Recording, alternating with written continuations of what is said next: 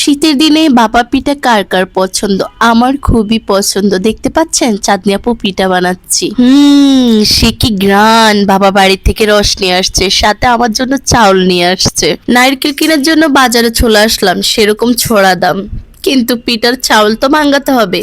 তাই চাঁদনি আপু বসে পড়লাম ব্লেন্ডারে চাউল ভাঙাবো। গুড়গুলো কিন্তু পিষিয়ে নিতে হবে, একদম মিহিন না হলে কিন্তু পিঠার স্বাদই হবে না। এই যে দেখতে পাচ্ছেন নারকেল কুচি কুচি করে নিয়েছি। কিভাবে আজকে চাঁদনি আপু পিঠা বানাবো তোমাদের সাথে শেয়ার করব, শুরু থেকে আমার সাথে থাকুন। হ্যালো গাইস, আসসালামু আলাইকুম। আমার প্রিয় আপুরা ভাইয়ারা যে যেখান থেকে আমার ভিডিওটা দেখবেন সবাইকে অসংখ্য ধন্যবাদ। আমার বাবা চলে আসছে গ্রামের থেকে আমার জন্য রস নিয়ে। তোমরা কে কে রস খেয়েছো? কার বাবা এরকম রস নিয়ে এনেছে কমেন্ট বক্সে আমাকে জানাবা। শীতের দিনে গ্রাম অঞ্চলে যারা থাকি, যারা আমার ভিডিওটা দেখছেন গ্রাম অঞ্চলে থাকেন, যেসব এলাকা যশোর কিংবা নোয়াখালী বিভিন্ন দেশে যেখানে রস বেশি হয় সেখানের কথা বলছি। হয়তো সেসব এলাকার মধ্যে যেমন বিয়ের পরে শ্বশুর বাড়ির শীতের সিজনে রস দিতে হয়, আমাদের এলাকা তো এই নিয়মগুলো গাইস। মেয়ে বিয়ে দিলে মেয়ের সাথে শীতের সিজনে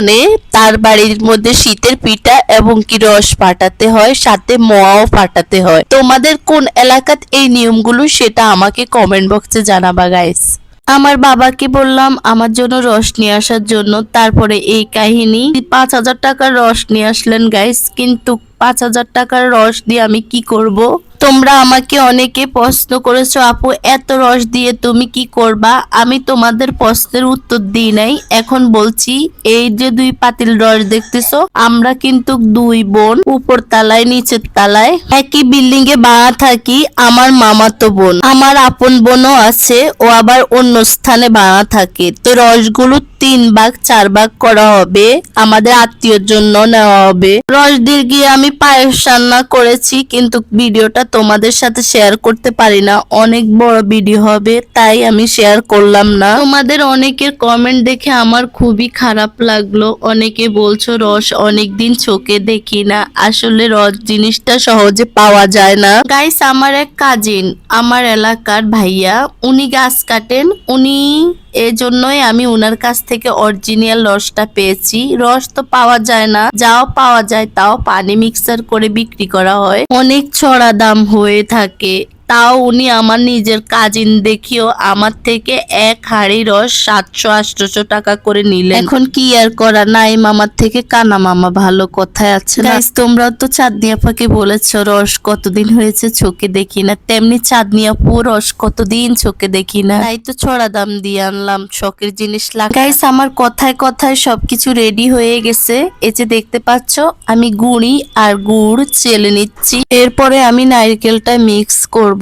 আমার নারকেলটা মিক্স করার পরে আমি 2 পিঠাটা বানানো হয়ে যাবে আমার। গাইস আমাদের দেশে এটাকে 2 পিঠা বলে, আর যেটা মোট পিঠা ওটাকে সাইন্না পিঠা বলে। বাফা পিঠাকে 2 পিঠা, মোট পিঠাকে সাইন্না পিঠা। তোমাদের কোন অঞ্চলে কি পিঠা বলে জানাবা, আমরা এটাকে 2 পিঠা বলি। আমি তো সবসময় এই 2 পিঠাটা শীতের সিজনে খাওয়া পছন্দ করি, আমার খুব প্রিয় একটা খাবার। এখন দেখতে পাচ্ছি কণিকারও খুব প্রিয়। ভালো গুড় বাজারে পাওয়া যায় না, পাওয়া যাইলো গ্রান থাকে না। একটা পেজ বাছাই করে নিয়েছি, সেটার নাম হচ্ছে ম্যাঙ্গো মিঠাই পেজ। তারপরে তারা আমাকে ফোন দেয় অর্ডার কনফার্ম করার জন্য। ওরা আমাকে ফোন দিয়ে জানালেন আপা আজকে না, আমাদের আরো 2 দিন লাগবে। তখন আমি বাহির থেকে গুড় কিনে আনি, পিঠা বানাচ্ছি। ওদেরকে বলে দিয়েছি পরবর্তীতে যদি গুড় আনি তখন আমি আপনাদেরকে নক করব, আপনাদের নাম্বার আমি রেখে দিয়েছি। সবাই ভালো থাকবেন, আজকের মতন আল্লাহ হাফিজ।